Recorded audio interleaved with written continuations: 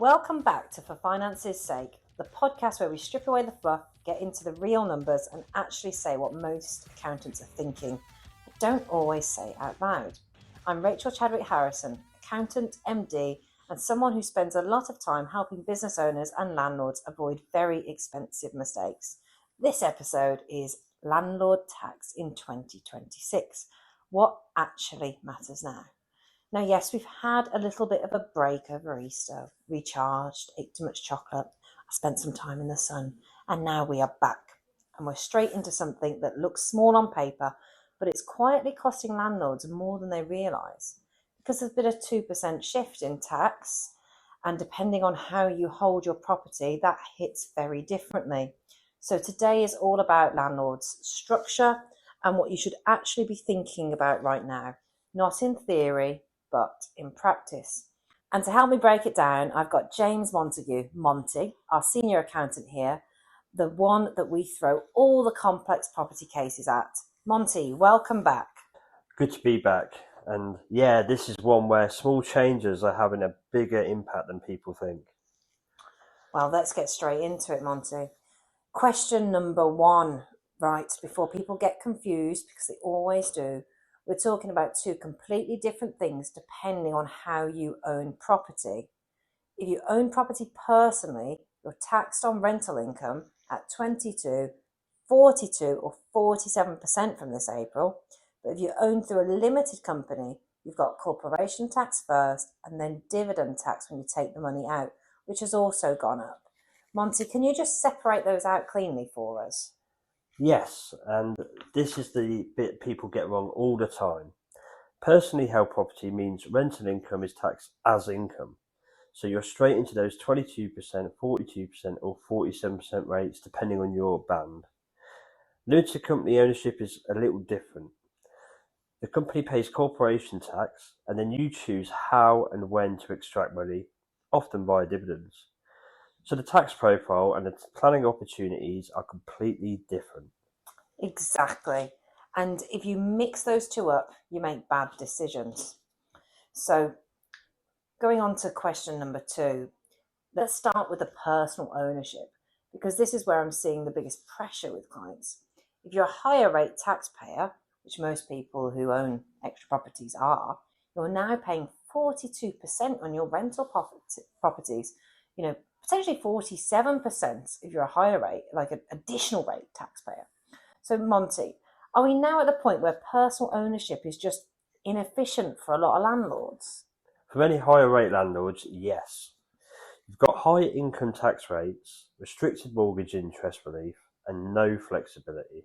The income comes in and it's taxed immediately. So particularly for landlords who are growing portfolios, it can become very tax heavy. And that's exactly what I've been seeing. People aren't making bad investments, they're just structured badly. So moving on to number three, why are people still moving to limited? It's quite interesting. Even though the dividend tax has gone up, we're still seeing lots of landlords move to limited companies. Monty, why is that? The flexibility still wins. Inside a company, you don't have to take all the profit out immediately.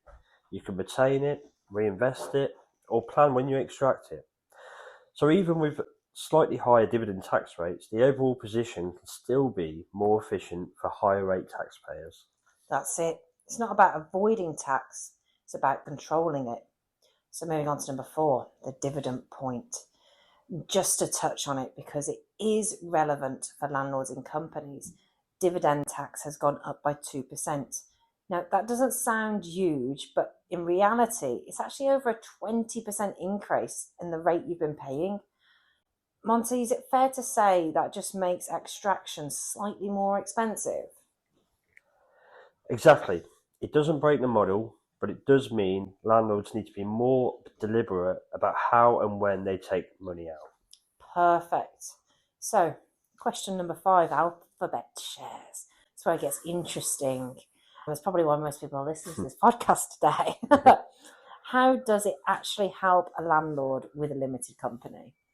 It allows flexibility in who receives dividends. So instead of all profits going to one shareholder, you can distribute dividends to different family members, typically a spouse, depending on their tax position. So in plain English, stop dumping everything on the person already paying 40% plus tax. Spread it. Use the allowances properly. Same income, less tax across the household. Moving on to question number 6, not ready for limited. Now, if someone's listening thinking, I'm not setting up a limited tomorrow, fine. There's a very easy win. Ownership split. Monty, how big is this? It can be quite significant. If one spouse is a higher rate taxpayer and the other is basic rate, adjusting the beneficial ownership, for example, 99%, 1%, can shift more income to the lower tax paying spouse. And I see this constantly. People sat on 50-50 splits out of habit, paying far more tax than they need to. And again, though, this has to be done properly. Declarations, filings, not a casual agreement over dinner. This is just something you need to ask your solicitor to do properly, because, you know, property income, when it's personal, is taxed on the legal ownership, nothing else. So just get your solicitor to make sure all the I's are dotted and the T's are crossed.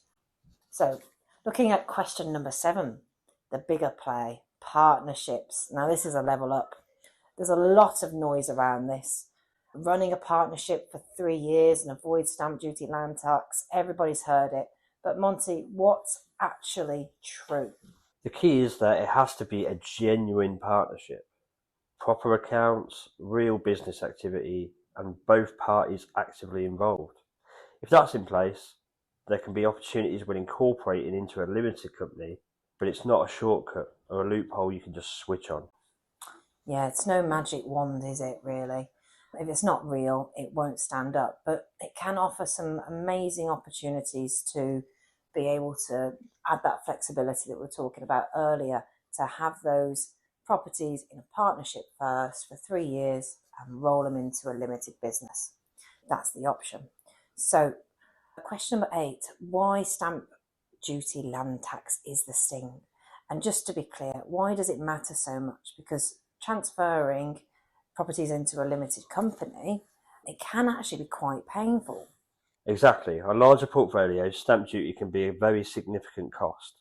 So getting the structure right early, or at least planning it properly, can save a lot of money.